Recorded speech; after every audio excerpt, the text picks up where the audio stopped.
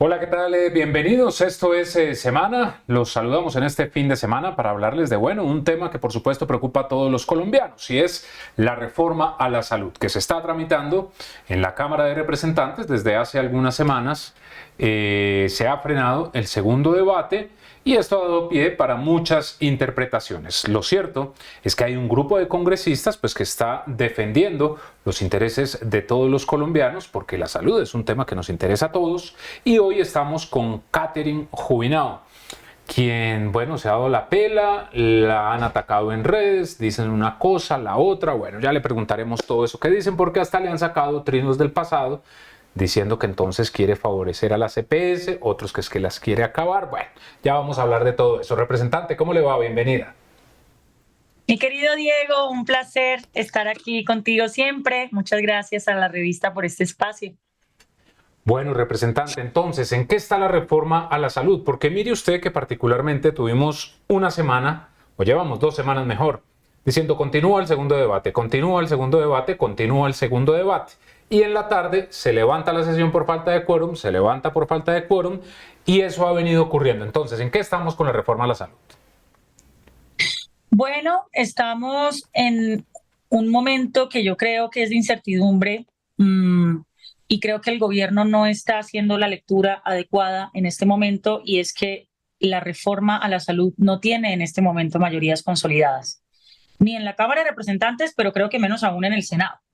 Y creo que esa falta de lectura política del gobierno pues ya nos tiene en una especie de encrucijada. Ya llevamos varias semanas atorados con la reforma a la salud. Como los representantes no están del todo convencidos, entonces fácilmente la plenaria se queda sin quórum. Obviamente quienes hemos sido críticos de la reforma hemos propuesto aplazarla hasta que no nos llegue el concepto fiscal del Ministerio de Hacienda. Por su parte, la oposición, pues obviamente también, y con estrategias, digamos que son estrategias legislativas en todos los congresos, intenta dilatar al máximo posible esta discusión. Y creo que va siendo hora de que el gobierno entienda quizás de que es momento de retirar la reforma. Es momento de retirar la reforma a la salud. Esta reforma no convenció ni al Congreso, ni a la sociedad, ni al país. Y lo que yo veo de manera quizás inesperada, esto creo que no nos lo esperábamos nadie, es que la ciudadanía, entre más va ganando conocimiento y entendimiento de la reforma a la salud, menos la apoya. Es decir, a mayor entendimiento, menos apoyo. Y creo que ya es momento de entender que esta no es la reforma que el país quiere.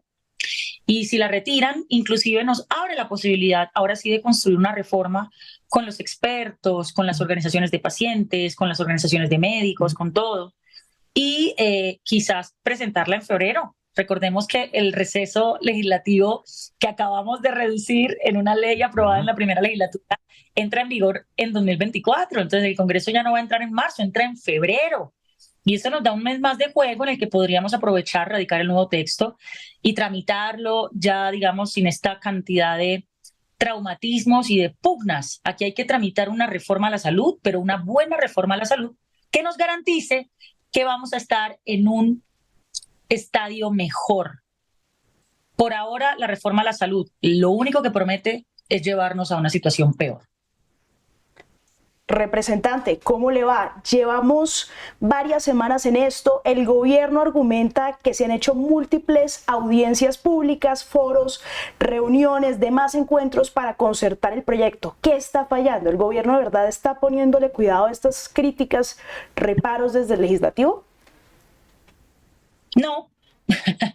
Hay que recordarle a la ciudadanía que nosotros hicimos presionando casi que un mes peleando, logramos la conformación de una subcomisión para la reforma, para estudiar, digamos, con un petit comité, si se quiere, un grupito más pequeño de congresistas que somos los que hemos estado concentrados en la reforma, para poder tener una discusión un poquito más ágil, en mayor profundidad también, y en donde pudiéramos exponer con mayor eh, tranquilidad por qué no estábamos de acuerdo con algunos puntos de la reforma y qué estábamos proponiendo para ajustar. Lastimosamente, en la subcomisión lo que se nos aceptó fue cosmético realmente. Las proposiciones que se nos avalaron fueron no muy estructurales, de manera que el espíritu de la reforma se mantiene, aún a pesar de la subcomisión y aún a pesar de que los partidos, ya de todas las tendencias, tanto de gobierno como de independencia y de oposición, hemos expresado que queremos discutir los artículos que vienen, que ya son como 50 artículos que faltan, uno por uno, para poder dar los argumentos, para poder explicar con suficiencia las propuestas de proposición, para que el país y la ciudadanía que está siguiendo la plenaria pueda entender de qué es que trata cada artículo y cuál podría ser su impacto en la sociedad colombiana, pues no ceden. No cedieron en la subcomisión con nada de fondo y no están cediendo en la plenaria en cuanto a dar un debate garante. De hecho, todo lo contrario. Después de que el presidente Andrés Calle, presidente de la Cámara, se había comprometido con nosotros en plenaria a que cuando llegaran los artículos medulares de la reforma, los más delicados, los que requieren más garantías en el debate justamente por su complejidad y su alcance, pues lastimosamente y sorpresivamente esa palabra se rompió ayer. Ayer lo que intentaron hacer en plenaria fue meter en un bloque de 10 artículos aproximadamente temas supremamente álgidos, pero cada tema por sí mismo y cada artículo por sí mismo era supremamente álgido, como por ejemplo el artículo de funciones de la ADRES, que es el artículo 58. Entonces nos hemos resistido todo este tiempo a que nos metan la reforma a las patadas. Nos hemos resistido todo el tiempo a que terminemos siendo una ilustración barata de lo que hemos criticado, y es cómo esos partidos tradicionales todo el tiempo con los gobiernos de turno pupitriaban grandes proyectos estructurales en el Congreso sin que la ciudadanía pudiese entender lo que estaba pasando, sin que los medios pudiesen entender lo que estaba pasando.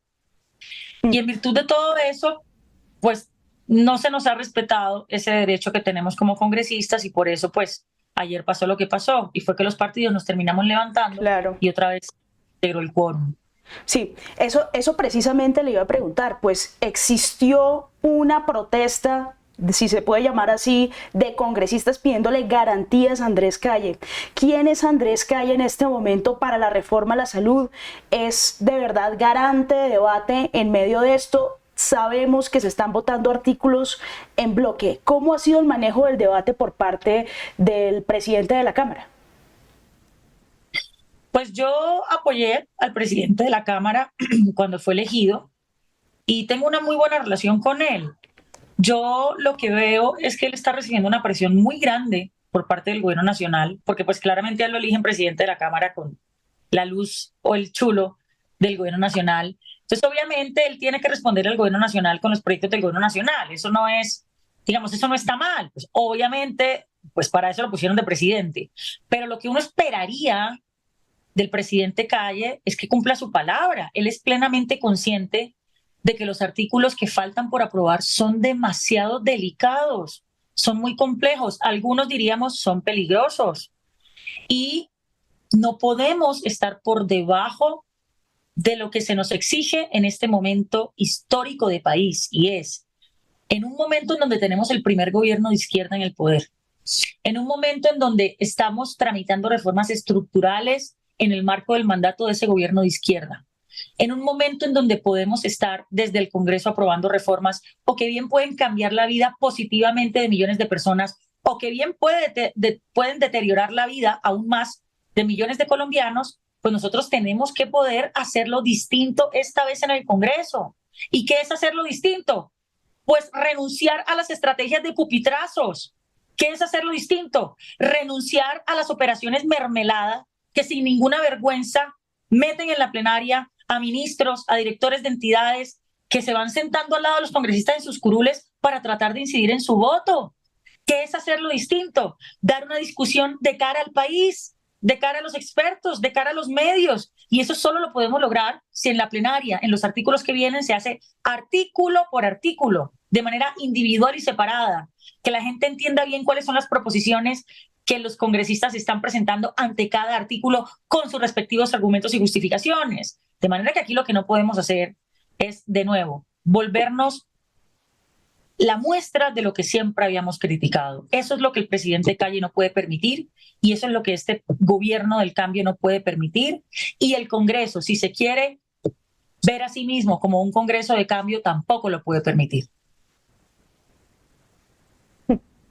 representante, usted toca el tema preciso y es la votación en bloque, es decir, el gobierno nacional está intentando pasar por encima de artículos complicados. Tenemos entendido que las facultades de la ADRES en medio de este nuevo sistema, la eliminación de las EPS, la constitución de las CAPS, de los centros de atención primaria, también está el giro. Son temas muy difíciles, muy complejos los que quedan después de aprobar un 60% de la reforma.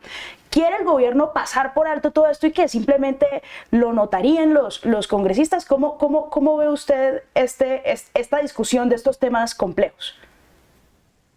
Yo realmente ni siquiera entiendo por qué el gobierno quiere pupitrear los artículos más delicados de la reforma. Si la reforma fuera tan buena, si la reforma tuviera tanto apoyo y fervor popular, como ellos dicen, si la reforma fuera, mejor dicho, la panacea, como ellos la quieren pintar, ¿por qué no dan el debate pausadamente y tranquilamente sobre los artículos que faltan uno a uno? ¿Cuál es el miedo?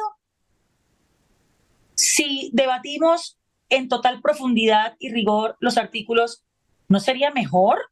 Porque la ciudadanía se daría cuenta de las bondades de cada artículo, de las bondades de cada propuesta, y saldría la gente casi que en masa, ¿puedes apoyar esto? ¿Por qué les da miedo debatir artículo por artículo? Yo sí sé por qué les da miedo. Y es que cada vez que tenemos la oportunidad de dar los argumentos en la plenaria y cada vez que tenemos la oportunidad de hacer pedagogía ante la ciudadanía sobre lo que implica cada artículo y cada medida en esta reforma, ellos pierden apoyo. Por eso es que no la quieren debatir con garantías. Por eso es que no quieren que la gente entienda. Por eso es que ellos quieren reducir el trámite de la reforma a una campaña activista, en donde simplemente sostienen algunas arengas como que la salud es un derecho, no un negocio. Por eso hay que aprobar la reforma. Aprobemos la reforma para que tengas cita con el especialista. Se te están demorando las citas con el especialista, por eso es que tenemos que aprobar la reforma a la salud. Te están negando un tratamiento, por eso es que tenemos que aprobar la reforma a la salud. Te están negando un medicamento, por eso hay que aprobar la reforma a la salud.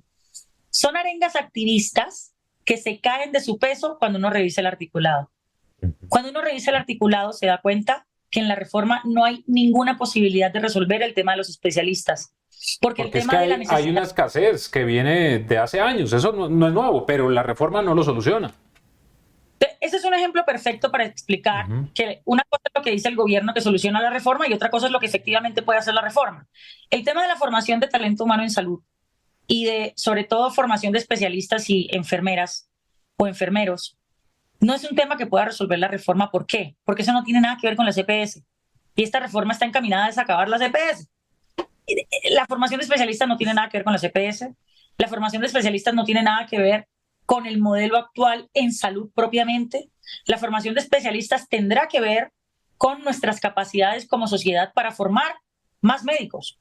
Tendrá que ver con políticas públicas desde el Ministerio de Salud para promover la formación del talento humano en salud, para facilitarla. Es carísima para facilitarla, por ejemplo, para abrir más plazas en donde los médicos residentes puedan ir a efectivamente pues hacer sus residencias dentro de la especialización. El problema de los especialistas no tiene nada que ver con el modelo de salud, es otro problema. Entonces, ¿cómo es posible que le digan mentiras así a la gente y que engañen y que instrumentalicen las ilusiones de la gente haciéndole promesas vacías que supuestamente resuelve la reforma, que la reforma no resuelve? Eso es la crítica en términos éticos que le estamos haciendo al gobierno. Hay total deshonestidad intelectual en el trámite de la reforma por parte del gobierno, al punto que hasta ya están tratando de manosear cifras para dar a entender unas cosas y luego les toca corregir porque esas no eran las cifras. O sea, esto es muy grave. Esto ya no es solamente un problema del trámite de la reforma, sino de una pérdida de capacidad técnica en el ministerio, que está cada vez más enredado con sus propias cifras, que están sacando a la gente que llevaba años, que eran los técnicos del ministerio, no les gustan porque no comparten su visión sectaria, ideologizada de lo que tiene que ser los ajustes al sistema de salud. Entonces son muchas cosas que la reforma no resuelve, pero que el gobierno y los ponentes y la bancada de gobierno de manera engañosa sigue insistiéndole a la ciudadanía que sí resuelve cuando es absolutamente evidente que la reforma no va a resolver esos problemas. Representante, usted no es de izquierda ni mucho menos de derecha. Porque cuando uno habla con los integrantes del Centro Democrático, la gente lo primero que dice, claro, pues es que las críticas de ellos es porque pertenecen al uribismo. ¿Usted cree que esta es una reforma peligrosa que le haría daño a los colombianos y que tendría un retroceso al seguro social si se sigue insistiendo en este articulado? Sí, por las siguientes razones. Lo primero es que la reforma fragmenta los servicios de salud de manera muy peligrosa. Por lo que hoy tienen que responder las EPS, porque las EPS le tienen que responder al usuario por básicamente todo. Ahora se crean una cantidad de nuevas instancias en donde todas se traslapan en las funciones con todas, en donde no se sabe quién le pone la cara al paciente, en donde el sistema de referencia y contrarreferencia lo maneja desde los CAPS, pero también las redes, pero también las gestoras, pero también los prestadores de mediana y alta, pero también las coordinaciones territoriales, que es simplemente unos consejos en donde van a estar los alcaldes y los gobernadores. Entonces hay una atomización de responsabilidades muy peligrosa y que en la transición esto puede inclusive costarnos la vida de muchas personas. Pero además hay otro tema, aparte de la fragmentación de servicios de salud, y es que esta es una reforma que incentiva el desbordamiento absoluto del gasto. ¿Por qué? Porque es una reforma que está eliminando los contratos del sistema de salud. Ellos dicen que simplemente se van a hacer unos acuerdos de voluntades para que los prestadores y los actores del sistema entren a las redes integrales e integradas que ellos están proponiendo. Y adicionalmente, y esto es quizás lo más perverso de toda la reforma plantea que la ADRES va a pagar la facturación a todos los prestadores porque se va a implementar el giro directo, cosa con la que yo estoy de acuerdo. De las pocas cosas con las que yo estoy de acuerdo con esta reforma es la implementación del giro directo, y para eso no necesitan reforma, que es lo peor de todo. Ellos ya pueden implementar el giro directo porque esa es una ley que dejó el exministro Alejandro Gaviria con el entonces presidente Juan Manuel Santos. Pero al eliminar las auditorías, que es lo que propone la reforma dice, ahora todo lo va a pagar la ADRES por giro directo, y los prestadores le facturarán a la ADRES por los servicios prestados, y la ADRES les va a pagar a los prestadores en un término de 30 días el 80% del valor de la facturación, sin auditar, para que lo puedan pagar a 30 días. Solamente quedará sujeto a auditoría el 20% restante del valor de las facturas, y serán auditorías aleatorias. Si esto no es un escándalo monumental, yo no sé qué puede ser. Porque aquí lo que básicamente estamos diciendo es que la ADRES va a validar facturas por prestación de servicios de salud sin auditar, y que va a desembolsar el 80% del valor de esas facturas en un plazo de 30 días. Estamos hablando que el sistema de salud en un mes puede prestar entre 8 y 10 millones de servicios de salud. Y estamos hablando que al año el sistema de salud puede producir alrededor de 800 millones de facturas. Y hoy ya tenemos todo un problema con eso. O sea, con todos los controles que hay hoy, hay prestadores que meten facturas de pacientes fantasma que nunca existieron, de tratamientos fantasma que nunca existieron, los carruseles que hemos visto de la hemofilia, del síndrome de Down, de las mujeres embarazadas, todos esos carteles en los que estaban metidos políticos, más que EPS estaban metidos, eran políticos. Era eso, era mandar unas facturas falsas de pacientes falsos con tratamientos falsos, y el Estado o la EPS desembolsaba la plata, y al final del día, ya cuando después de desembolsar las platas, fue que se dieron cuenta que esos pacientes eran mentira, ya la plata se había desembolsado y ya la plata se había perdido. ¿Y en qué se van esas platas cuando se las roban así? En campañas de políticos. Entonces, eso ya sucede hoy. ¿A qué escenario nos va a llevar esta reforma cuando nos dice que ahora el 80% del valor de las facturas no se va a auditar? Por amor a Dios. Entonces, claro, es una reforma muy peligrosa que promueve la fragmentación de servicios de salud, que incentiva el desbordamiento del gasto y la corrupción y la malversación de recursos. Y para rematar, y con esto termino, y la tercera razón que hace muy peligrosa esta reforma, es que no sabemos cuánto cuesta. No sabemos cuánto cuesta la reforma a la salud que se está debatiendo en la plenaria de la Cámara. Y el gobierno, de manera un poco socarrona, nos dice, pues nosotros ya tenemos el concepto, pero lo tenemos guardado y no se lo vamos a dar, ¿y qué? Y voten sin saber cuánto cuesta, ¿y qué? Porque ese es el tonito del gobierno con nosotros, y ayer nos los recordaron. Entonces, a mí me parece una absoluta falta de respeto que una reforma estructural a la salud, que va a costar decenas de billones de pesos en un horizonte de 10 años, los congresistas revestidos de voto popular y de la autoridad que nos dan los electores, no podamos acceder a esa información para poder discernir cómo votar, para poder tener certezas del impacto fiscal de la reforma y definir cómo votar. ¿Cómo es posible que ni siquiera el gobierno nos pueda permitir ese insumo a nosotros? Esto es una falta de respeto. Entonces, es una reforma peligrosa por todos lados donde se vea. Y para que no me vayan a decir los petristas que es que yo no quiero una reforma. No, yo sí quiero una reforma. Pero les digo muy brevemente, el modelo preventivo y la atención primaria en salud ya la pueden implementar sin reforma, porque ya está el marco jurídico para que reglamentariamente el gobierno lo haga. El giro directo ya lo pueden hacer sin reforma. Ya hay una ley que habilita al gobierno para implementar el giro directo de manera gradual. Un énfasis o un volcamiento del sistema hacia la salud rural ya lo pueden hacer sin reforma. Los modelos diferenciales de atención en salud y los pilotos en regiones como el Guainía, como el Amazonas, en algunas regiones del país, ya se han venido implementando. Y eso lo pueden seguir perfeccionando y seguir puliendo. Y si quieren tener un modelo diferencial en la Colombia dispersa con una financiación a la oferta y la construcción de una infraestructura pública, eso ya lo pueden hacer y yo lo apoyo. Y estoy segura que la mayoría del Congreso apoyaríamos eso. Entonces, la mayoría de intenciones nobles y de objetivos nobles con los que nace la reforma ya se pueden trabajar vía decretos reglamentarios por parte del gobierno. Representante, mire usted, nos ha llamado mucho la atención que se ha visto a muchos ministros desfilando por el Salón Elíptico, funcionarios del gobierno Petro, al presidente de Colpensiones, al señor Jaime Duzán, y uno los ve allí en el trámite de la reforma a la salud. Curiosamente, cuando hay controles políticos no están asistiendo. Qué bueno sería pues que asistieran a todas las comisiones. ¿Será que están ofreciendo mermelada? ¿Están haciendo algo a cambio de buscar los votos? ¿Se han dado muchas reuniones con los congresistas? Pues Diego, es que ya hay periodistas que están haciendo denuncias concretas con nombres concretos de ministros, con nombres concretos de entidades y nombres concretos de partidos políticos que ya estarían en negociaciones en componendas, que ya estarían trazando hojas de vida para entidades con tal de apoyar la reforma a la salud. O sea, yo le quiero recordar al gobierno que en el Código Penal colombiano hay un delito que se llama cohecho. Y esto yo lo he dicho insistentemente. El cohecho es dar u ofrecer dádivas o recibirlas para, por ejemplo, apoyar un proyecto en el Congreso. Me parece que el gobierno está jugando con candela. Los ministros están jugando con candela porque es que lo hacen sin ningún pudor. Eso van llegando a la plenaria y se le van sentando al lado a los congresistas ahí en sus curules y van diciéndoles más o menos qué hay que hacer para que voten así o asá.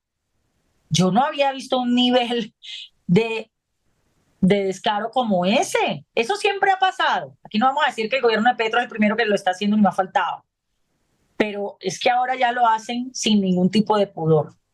Y no solamente están faltando la promesa de cambio que le hicieron al país, de que no íbamos a hacer esas cosas, de que esa no iba a ser la forma de convencer al Congreso, de que esa no iba a ser la forma de relacionarse del gobierno con el Congreso, sino que yo sí creo que se están exponiendo a que más adelante estemos metidos en el escándalo de la política de la salud y que a lo mejor algunos congresistas terminen en problemas aquí en la Corte Suprema.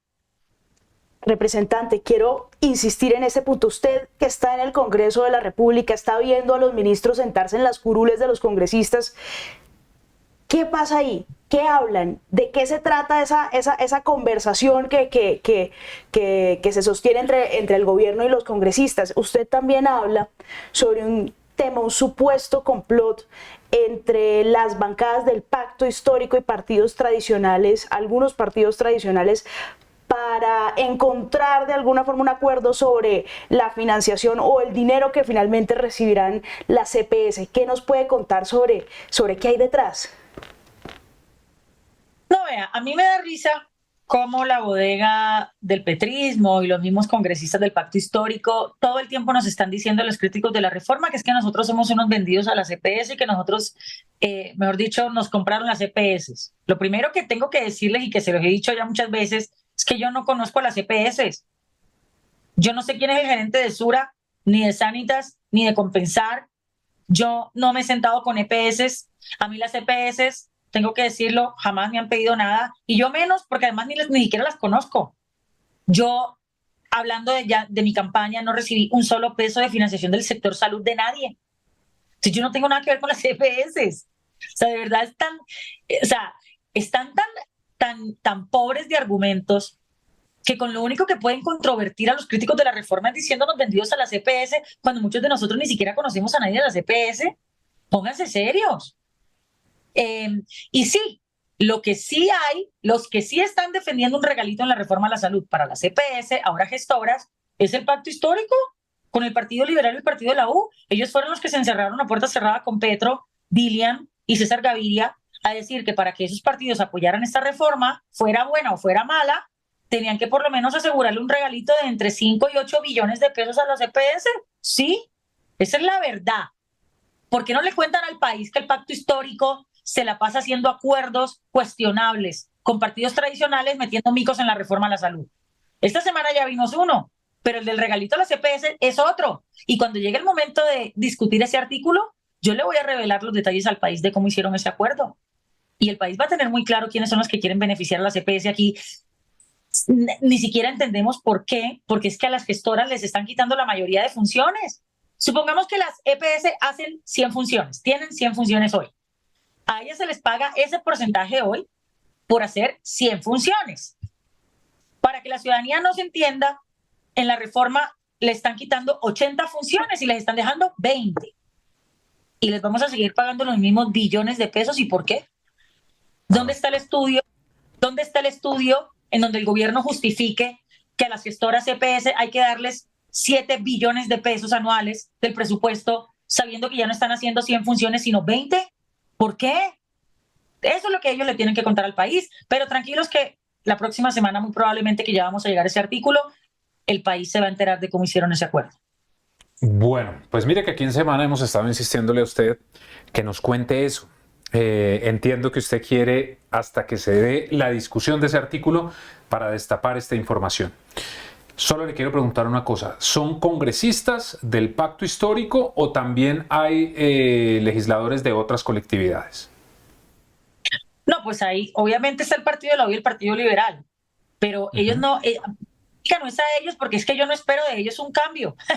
Yo espero un cambio desde el pacto histórico y del gobierno. Y los que están avalando esa cantidad de acuerdos politiqueros es el pacto histórico y el gobierno y los ponentes. Y lo que usted destaparía ese día, ¿qué sería concretamente? ¿Quiénes son los que tienen intereses? Pues básicamente cómo hicieron el acuerdo y con quiénes. Bueno, pues eso será muy interesante de conocer, Natalia, porque justamente hemos visto pues cómo los integrantes del pacto histórico, como usted lo dice, representante, llegaron con unas promesas de cambio, de hacer una política diferente a como lo hacen pues los congresistas que pertenecen a colectividades tradicionales, y pues se han visto otras situaciones distintas en el Congreso de la República. Antes de cambiar de tema, representante, mire usted que dicen que la Alianza Verde anda en reuniones en la Casa de Nariño y que ya están haciendo lobby para la presidencia de la Cámara en la tercera legislatura. ¿Sabe algo de eso? Me enteré hoy por un medio de comunicación que supuestamente unos congresistas del Partido Verde estaban hoy en la Casa de Nariño. Por supuesto que a mí no me invitaron. A mí el gobierno no me quiere escuchar ni me quiere ver en nada. A usted sí no le invitan a tomar tintico, eso sí, le toca el tintico en la cámara. No, a mí no me invitan a tomar tinto, porque es que ellos saben que conmigo la discusión es sobre los argumentos y sobre los artículos de la reforma. Ellos no podrían dar una discusión conmigo en ningún otro término y sobre ninguna otra cosa. Y cuando yo les doy los argumentos, pues ellos no tienen cómo controvertirme. Esa es la verdad. No porque yo me las sepa todas, no porque yo tenga la verdad revelada, sino porque creo que somos un grupito de congresistas que hemos estado muy juiciosas, que ya llevamos 8 meses estudiando la reforma, desde febrero que conocimos el texto inicial. Nos hemos asesorado con los expertos más reputados del sector, tanto a nivel nacional como internacional, porque inclusive tenemos un asesor internacional. De manera que aquí las posiciones las estamos fijando después de muchas sesiones de estudio con los expertos del articulado. aquí no hay ninguna posición caprichosa. Aquí no hay ninguna posición sacada de la manga o por terquedad o por torpedear. Yo tengo argumentos para absolutamente cada artículo, pero como ellos no son capaces de darme esa discusión así, en ese detalle, entonces por supuesto que a mí nunca me van a invitar a esas discusiones, entre otras cosas porque en esas discusiones es muy probable que hablen de todo menos de los artículos. Deben estar hablando de otra, ¿sabe qué? Y sí tengo que decir que me incomoda profundamente que haya congresistas del Partido Verde que sin contarle a toda la bancada vayan por su cuenta al Palacio de Nariño a sentarse con Petro a hacer quién sabe qué tipo de acuerdos. Pero por lo menos representante, o sea, nos está prácticamente insinuando que tal vez esté gestándose entre algunos congresistas y la Casa de Nariño una repartija de algo, de puestos, existe una transacción a cambio de aprobar la reforma a la salud. Concretamente, ¿usted qué sabe? ¿Qué nos puede contar sobre esto y de qué tal vez estén hablando? No, pues el problema es que no sé nada, porque esta noticia a mí me cogió por sorpresa hoy. Y nos cogió por sorpresa, por ejemplo, la representante Miranda, y le cogió por sorpresa al representante Cristian Avendaño de Santander. O sea, hay varios en el grupo que estamos absolutamente sorprendidos. ¿Y nos puede dar nombres de quienes fueron a la Casa de Nariño? No sé cuáles. No Se sabe que algunos estuvieron y ya. Sí, pero lo sé por los medios. Y en los medios no he visto el detalle de quiénes estuvieron. Pues lo que nosotros le podemos contar, representante, y que por supuesto vamos a seguir averiguando, es que uno de los temas fue la presidencia de la Cámara. Ya se empieza a hacer lobby, imagínense, todavía faltan más de 6 meses, pero ya están mirando qué va a pasar con la presidencia de la corporación. Realmente, aunque como usted lo dice, estas prácticas políticas son de hace años, y por supuesto pueden hablar de muchos temas, pues sí generan mucha suspicacia en medio de la reforma a la salud, porque lo cierto es que las reformas al gobierno Petro no le están saliendo. 15 meses lleva el gobierno y no han podido aprobar nada. Pero además le voy a decir una cosa, si usted me está contando que uno de los temas que se trataron en ese encuentro fue la presidencia de la Cámara, me parece muy grave, porque a la representante Catherine Miranda no la invitaron a esta reunión. Y quien tiene por acuerdo la presidencia de la Cámara en el tercer año es el Partido Verde y la representante Catherine Miranda, que fue nuestra cabeza de lista en esas elecciones y fue la representante más votada de nuestro partido en Bogotá. De manera que me parecería un gesto absolutamente irrespetuoso, inclusive agresivo por parte del gobierno, si el gobierno está planeando dividir al verde, apunta quién sabe de qué transacciones, para romper un acuerdo que ya hay, que es el de la presidencia de la Cámara en el tercer año, la representante Miranda. Yo de una vez le digo al gobierno que si eso es así, sería de la mayor bajeza por parte del gobierno. E invito a respetar los acuerdos que hay en la Cámara de Representantes, así como se le respetó el acuerdo al presidente Andrés Calle, que lo querían bajar. Eso no querían elegir a Andrés Calle justamente porque Andrés Calle pues es ultrapetrista y la Cámara, muchos congresistas no querían eso. Y yo fui una de las congresistas que aún a pesar de ser crítica del gobierno, le dije a todos los partidos hay que respetar los acuerdos, porque en el momento en el que el Congreso de la República los acuerdos no valgan y la palabra de los partidos no valga, apague y vámonos. Y mejor cerremos el Congreso entonces. Aquí hay que respetar los acuerdos. Y yo fui de las que me puse la camiseta porque se le respetara el acuerdo al hoy presidente Calle. De manera que de ninguna manera me voy a prestar ni voy a permitir que ahora, cuando le toca la presidencia a mi partido, con un acuerdo que ya se hizo desde la primera legislatura, entonces venga el presidente Petro con su combo a tratar de sabotear al Partido Verde por dentro, a tratar de sabotear el acuerdo que ya hay para la presidencia, simplemente porque la representante Miranda en la presidencia no va a ser una entregada al gobierno a Petro. Eso sí está seguro. Pero pues, eso ojalá fue con deslealtad promoviendo la ruptura de los acuerdos en el Congreso. Ojalá se respeten los acuerdos políticos, porque la palabra se debe respetar, pero no se le haga extraño, representante, que le hagan conejo a la representante Catherine Miranda. Puede pasar, créame que puede pasar. Y hay alguien de la región del eje cafetero que le interesa mucho la presidencia de la Cámara y es cercano a la Casa de Nariño. Pero ese no es el asunto en este momento, Natalia. Pues sí, representante, pues a la vez de que usted está denunciando micos, vicios de trámite en la reforma a la salud, está analizando artículo por artículo, también salen los bodegueros. Le sacaron trinos del pasado en el que critica fuertemente la CPS, dice usted que no garantizan la vida. El presidente Gustavo Petro mismo sacó uno de estos trinos. ¿Usted qué opina sobre el ataque mediático en redes sociales más bien que ha recibido a raíz de sus críticas a la reforma? A mí me encantan los ataques que me hace el petrismo, porque son los ataques más sanos que a cualquier persona le pueden hacer. O sea, lo único que ellos tienen para atacarme a mí son tweets de 2012 y tweets de 2010. O sea, entonces de alguna manera me da un poquito de ternura que esos sean los ataques que ellos me hacen. Y no, digamos, yo no veo cuál es el escándalo. Yo sigo pensando que las malas CPS pues han hecho cosas terribles y hay que acabarlas. Y hay que meter a la cárcel a los que desde la CPS roben. Y hay que hacer las denuncias con nombre y apellido concretas. Y el que esté malversando los recursos del sistema de salud, que se vaya para la cárcel. Y las EPS que lo hacen mal, que las liquiden. El punto es que no todas las EPS lo hacen mal. El punto es que así como hay EPS que lo hacen mal y que han hecho cosas terribles, hay algunas que lo han hecho bien. Y son las que la gente está defendiendo ahorita, porque la gente siente que su EPS le presta un servicio adecuado. No será en todo el país por igual, porque de nuevo, el mayor desafío de nuestro sistema de salud es llegar a la Colombia dispersa. Pero eso no quiere decir que entonces la cifra del indicador de acceso efectivo al sistema de salud del 74%, que es un muy buen indicador, entonces sea mentira.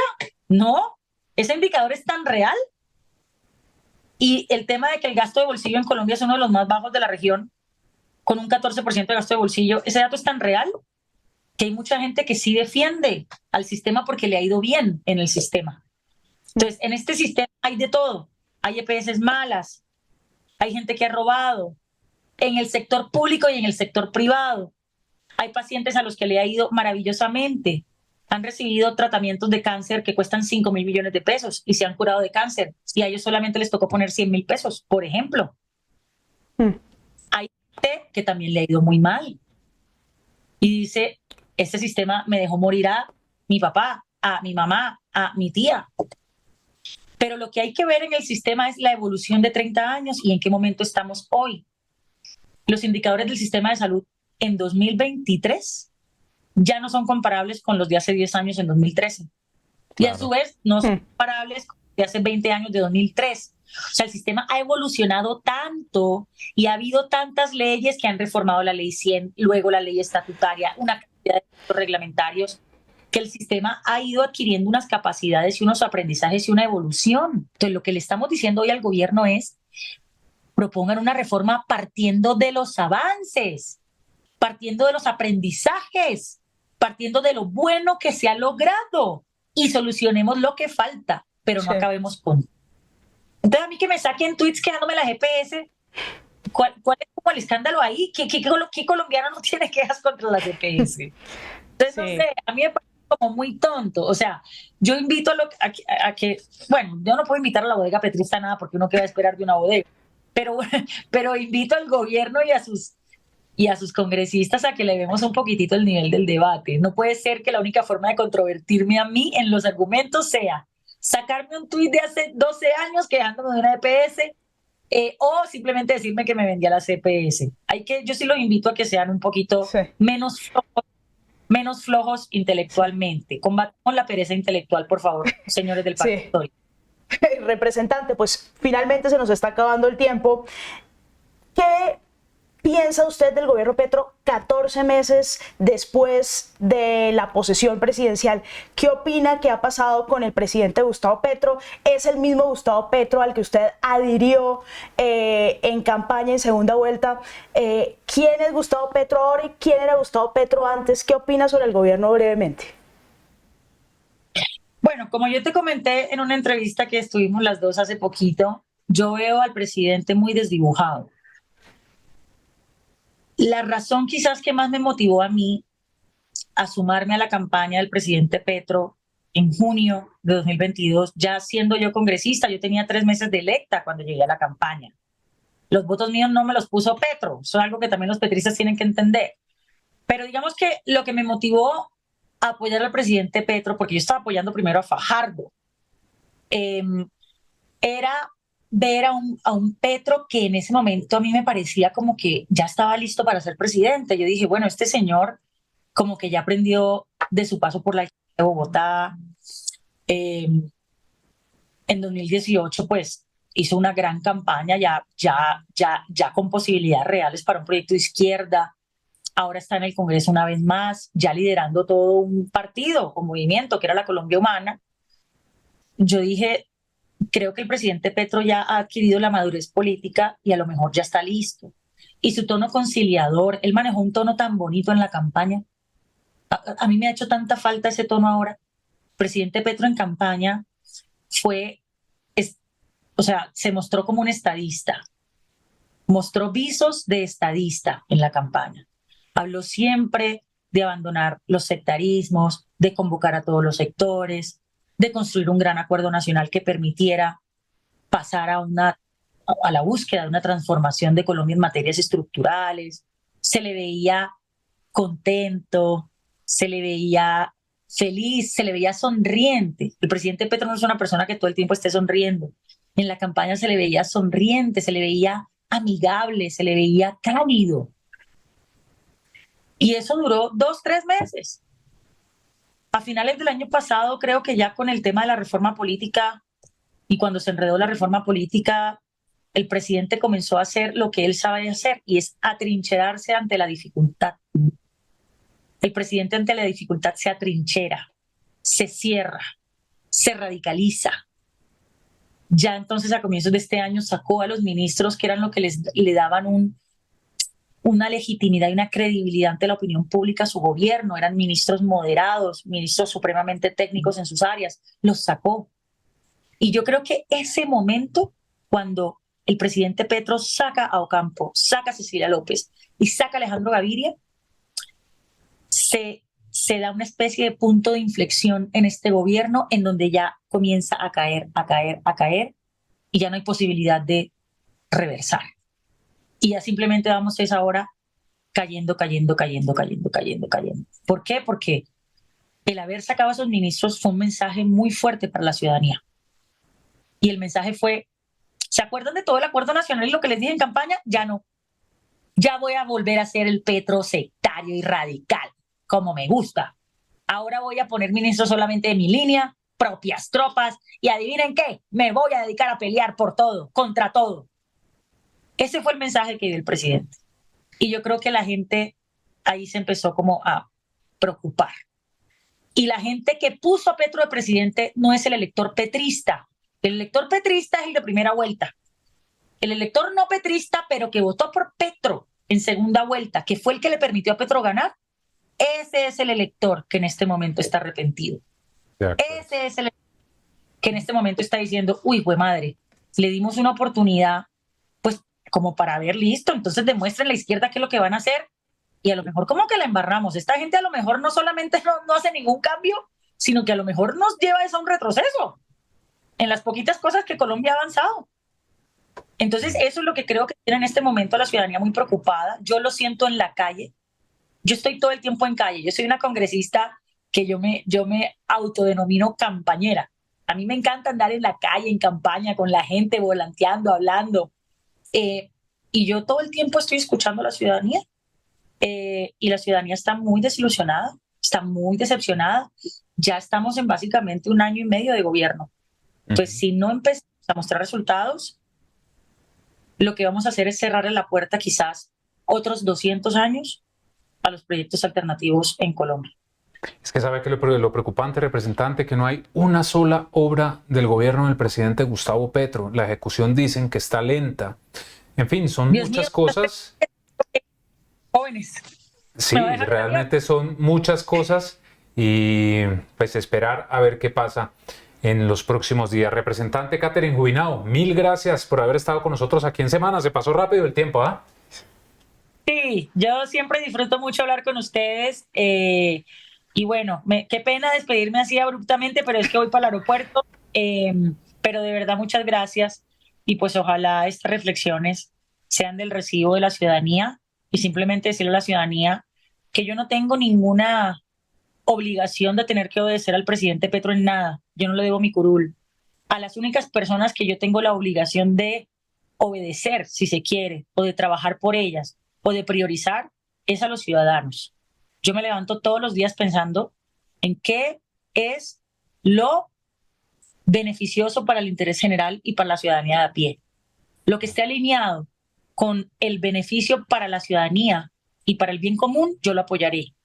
Lo que no esté alineado con el bien común no tendrá mi apoyo. Y la reforma a la salud para mí en este momento no está alineada con el interés general.